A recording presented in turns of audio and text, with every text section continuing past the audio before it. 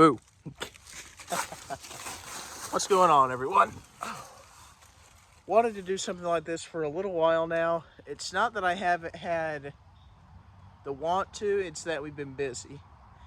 As you know, if you've been following along, this past week we went to Alabama, and tomorrow we're busy. Friday we're busy. Then we got stuff going on this weekend that we could possibly be getting jobs. So I'm not really going to have much time to do full videos anymore. But tonight we're going to be reading I say tonight, but it's like a little before 4, but you're probably going to be watching this sometime tomorrow anyway. But anyhow, tonight we're going to be reading a little bit from Scary Stories to Tell in the Dark. These are classics right here. Collected from folklore and retold by Alvin Schwartz, and drawings by Stephen Gamble. And you guys are going to have to bear with me a little bit because this is my first time reading on an actual video, and this is the first time that I've read in a little while. So, also wanted to mention this. I'm not stealing this from Homesteading Off the Grid, but if you see anything back here in the woods behind me, any peekers that try to sneak up or whatnot, let me know. I'd appreciate it. Maybe I can go back through and see if I see anything. Anyhow, without further ado, let's get into it. This first story is called The Big Toe. A boy was digging at the edge of his garden when he saw a big toe. He tried to pick it up, but it was stuck to something. So he gave it a good hard jerk, and it came off in his hand. Then he heard something groan and scamper away. The boy took the toe into the kitchen and showed it to his mother. "It looks nice and plump," she said. "I'll put it in a soup and we'll have it for supper." The picture right there.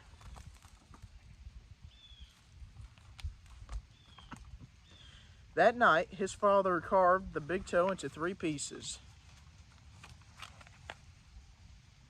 and they each had a piece.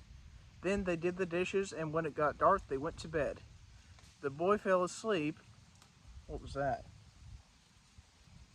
Might just been a walnut or something, but I heard something like right back in there. It's a little bit strange, but anyhow, where was I? The boy fell asleep almost at once, but in the middle of the night, a sound awakened him.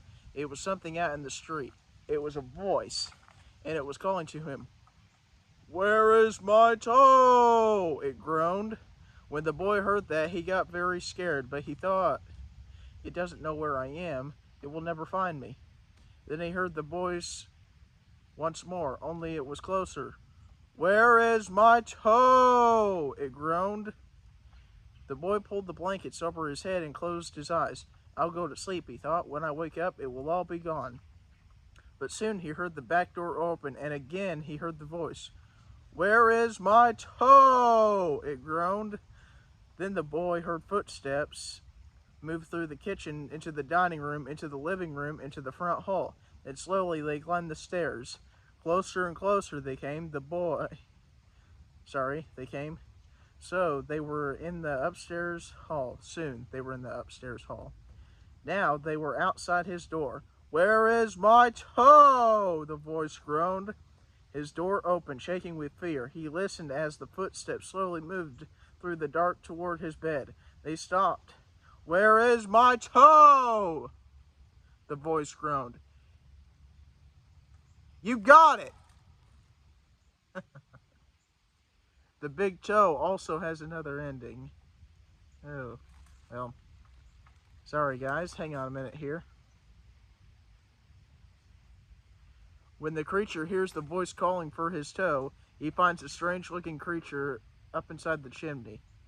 The boy is so frightened he can't move. He just stands there and stares at it. Finally he asks, "What are you with such big eyes for?" And the creature answers, "To look you through and through."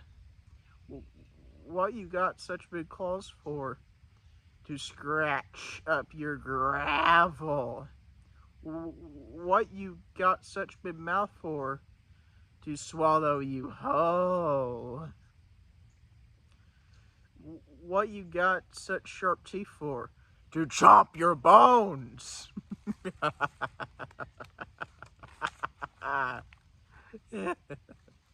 The end. Alright, next up we got what appears to be a walking through dense fog, called a short story called The Walk. My uncle was walking down a lonely dirt road one day. He came upon a man who also was walking down the road. The man looked at my uncle, and my uncle looked at the man. The man was scared of my uncle, and my uncle was scared of the man. But they kept on walking, and it began to get dark. The man looked at my uncle, and my uncle looked at the man. The man was very scared of my uncle, and my uncle was very scared of that man. But they kept on walking. They came to a big wood. It was getting darker, and the man looked at my uncle, and my uncle looked at the man. The man was really scared of my uncle, and my uncle was really scared of that man. And they kept on walking and got deeper into the wood. They went. It was getting darker, and the man looked at my uncle, and my uncle looked at the man. The man was terribly scared of my uncle, and my uncle was terribly scared of the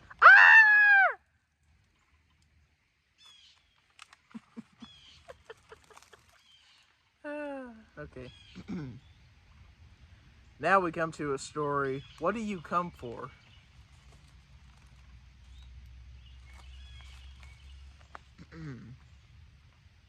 There was an old woman who lived all by herself, and she was very lonely, sitting in the kitchen one night. She said, "Oh, I wish I had some company." No sooner had she spoken those words than she heard down the chimney tumble 2 feet from which the flesh had rotted. The old woman's eyes bulged with fear. Then 2 legs dropped from the hearth and attached themselves to the feet. Then a body fumbled down, 2 arms and a man's head. As the old woman watched, the parts came together into a great gangling man. The man danced around the room. Faster and faster he went. Then he stopped and he looked her in the eyes. "What do I come for?" she asked in a small voice that shivered. "What do I come for?" he asked. "I came for you." As he shot the last... Sorry. First time in a long time. I've come for you. Alright, next up we have Me Tai Do Tai Walker. If one of you can tell me what that means, I'd very much appreciate it. But anyhow. There was a haunted house where every night a bloody head fell down from the chimney. At least that's what people said. So nobody would stay there overnight. Then a rich man offered $200 to whoever would do it, and this boy said he would try if he could have a dog with him. So it was settled. The very next night, the boy went to the house with his dog. To make it more cheerful, he started a fire in the fireplace. Oh, what a mistake that was, I have a feeling. Then he sat down in the fireplace and waited as his dog waited with him. For a while, nothing happened, but a little after midnight, he heard someone singing softly and sadly in the woods. The singing sounded like someone saying something like this. Me Tai Do Walker. It's just somebody singing, the boy told himself, but he was frightened. Then his dog answered the song. Softly and sadly it sang, Lynch, kitty, collie, molly, dingo, dingo. The boy could not believe his ears. The dog had uttered a word before. Then a few minutes later he heard the singing again.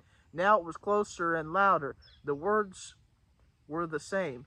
Me Tai Do Tai Walker. This time the boy tried to stop his dog from answering. He was afraid that whoever was singing would hear it and come after them. But his dog paid no attention and again sang, Lynch, kitty, collie, molly, dingo, dingo. A half hour later, the boy heard the singing again. Now it was in his backyard, and the song was the same. Me Tai Do Walker. Again, the boy tried to keep his dog quiet, but the dog sang out louder than ever. Lynchy kinchy colly molly dingle dingle. Soon the boy heard the singing again. Now it was coming from the chimney. Me die dolty walker. The dog sang right back. Lynchy kinchy colly molly dingle dingle. Suddenly a bloody head fell from the chimney. It missed the fire and landed right next to the dog. The dog took one look and fell over, dead from fright. The head turned and stared at the boy, and slowly it opened its mouth and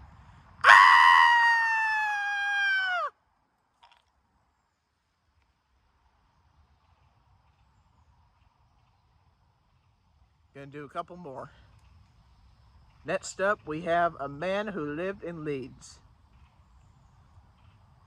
Some say this is a rhyme, others aren't really sure, but I'm gonna give it a whirl. There was a man who lived in Leeds. He filled his garden full of seeds, and when the seeds began to grow, it was like a garden filled with snow. But when the snow began to melt, it was like a ship without a belt. And when the ship began to sail, it was like a bird without a tail. And when the bird began to fly, it was like an eagle in the sky. And when the sky began to roar, it was like a lion at my door. And when the door began to crack, it was like a penknife in my back. And when my back began to bleed, I was dead. Dead. Dead indeed!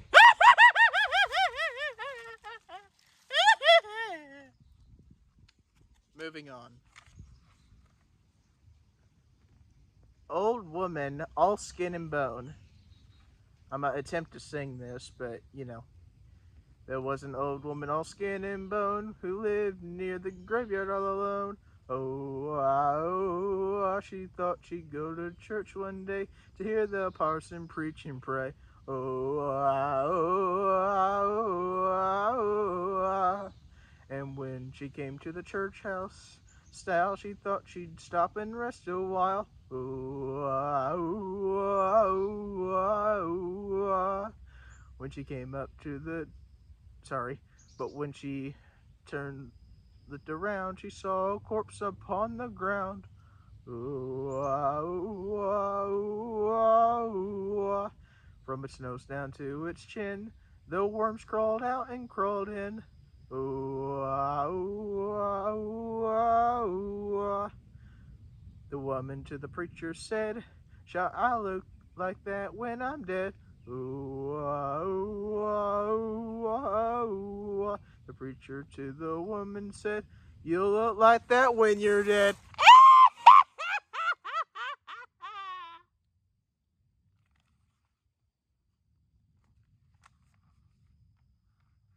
All right. Got one more for you tonight. Should be a special one. He heard footsteps coming up the cellar stairs.